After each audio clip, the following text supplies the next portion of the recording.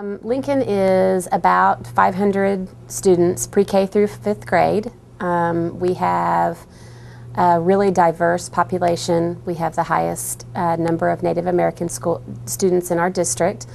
We house the ELL program, meaning any students that are non-English speaking or transitional English speakers come to our school. Our population is pretty transient. We have lots of kids that will move to other schools in the district and then come back to us.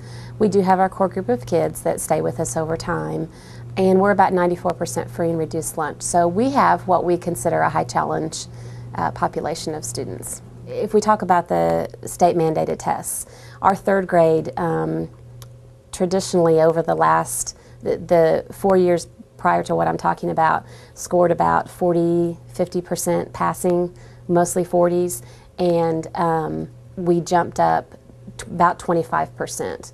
So the last year we had 69% of our kids pass the test, which is a lot of growth.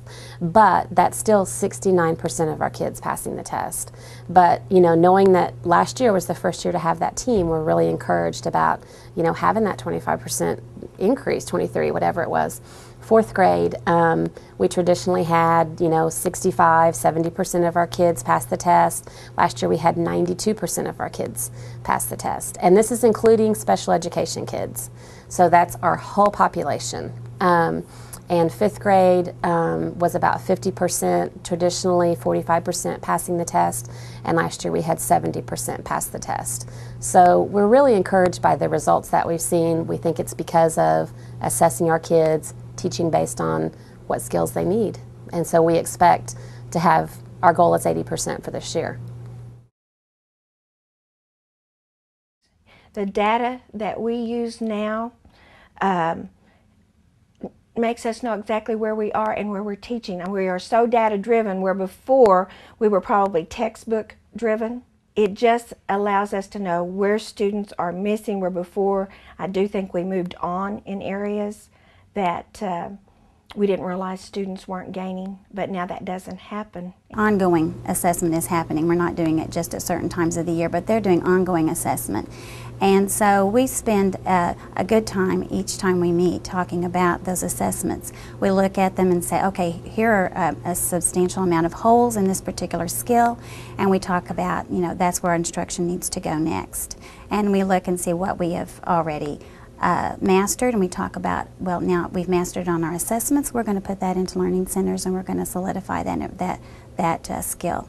I think one thing that educators have been locked into for a long time is programs, and we try not to call Literacy First a program at all. It doesn't tell you on day one, get out the teacher edition and this is what you're going to teach. It's very specific but diagnostic in the nature, and that's how teachers really get the benefit from it. It's specific about how you assess students and what skills they have and what skills they do not have, and that's what helps us teach our kids on the level where they are.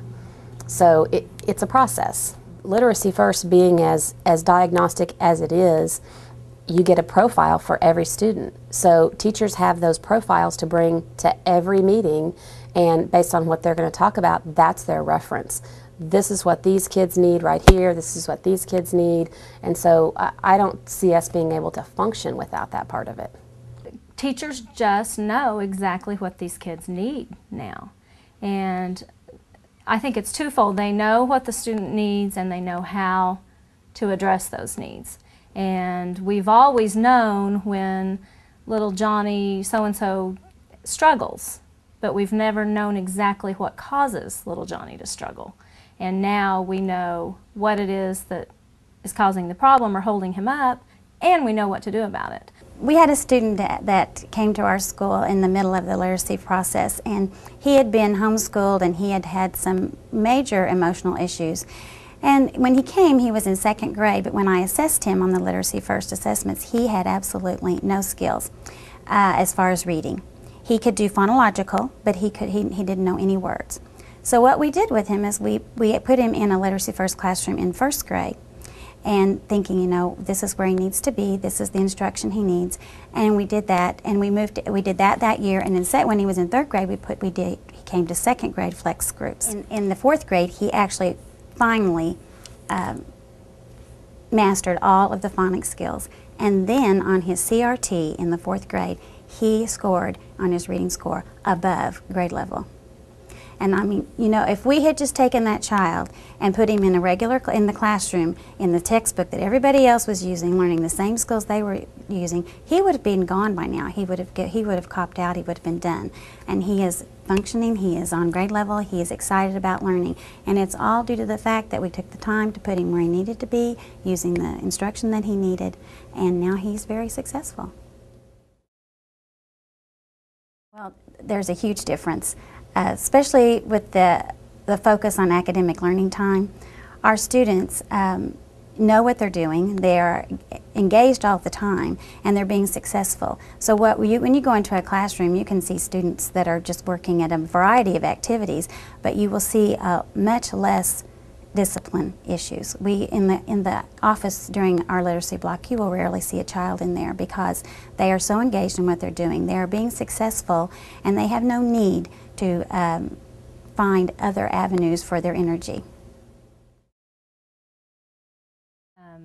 I think having a coach in the building is key because it supports the teachers.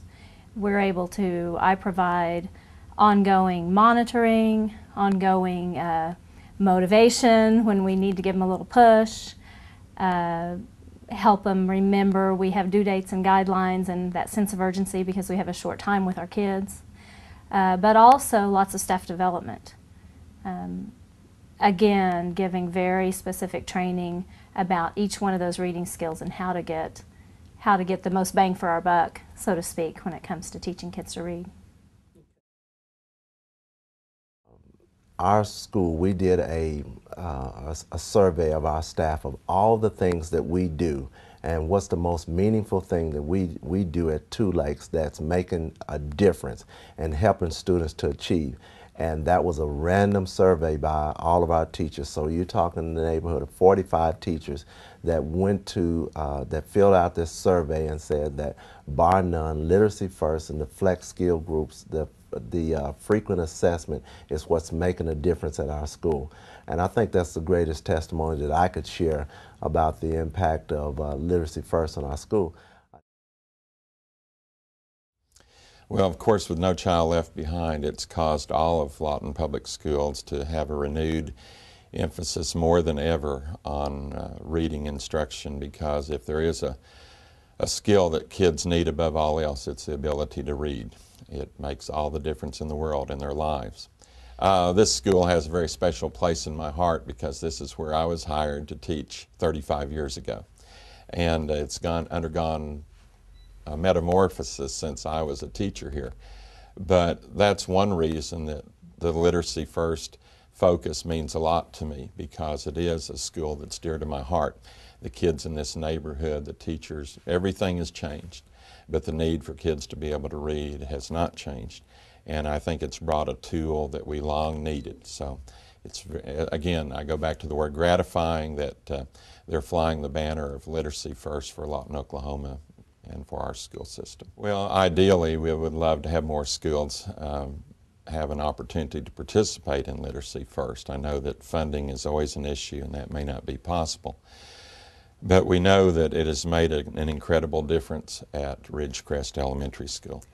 I've already talked to all of the librarians from Lawton. We had a workshop last week, and they were wanting to know more information about Literacy First. How has that impacted the library? I've told them about a lot of the activities that we used in the workshop that were geared for the classroom teacher but carry over so well to the library and to our reference lessons. That's an important part of our job right now, is teaching those reference skills and making sure students know how to use the library and how to use those reference books. And it's just been wonderful to be able to use those types of ideas and strategies and activities that I got at the workshop. Literacy First has changed my life the life of my students, where I see that they're so excited about learning. And the most enthusiastic thing for me is that teachers are coming to get me and say, come, I want to show you what I've found, or I want to show you what we're doing. And the kids can't wait. Say, Mrs. Mason, you've got to come to the room. I want to show you what we did yesterday. The enthusiasm level of our small school has gone on a scale from 0 to 10, from 5 to 10 plus all the time now. And it's carried over into every subject, not only just our reading program, but every subject. Well, my little first grade boy, he goes, she can't fool us. We always get them right. And it's just amazing. It's fun. It's fun. We didn't have that much fun before Literacy First. That reason is Literacy First. When that process is in place and is working, everything else in the classroom is working also. So it's a total school from one process, from a reading process. It takes care of everything in the whole school. Literacy First professional development is fabulous. I'm a lifelong learner, and our teachers are too. And when they go to Literacy First and professional development, they get the opportunity to dialogue with other teachers. They get to learn all the new practices and the best practices that there are. They've gone from being textbook-driven teachers and program-driven teachers to being empowered to make decisions by using research and new a variety of resources to become great teachers.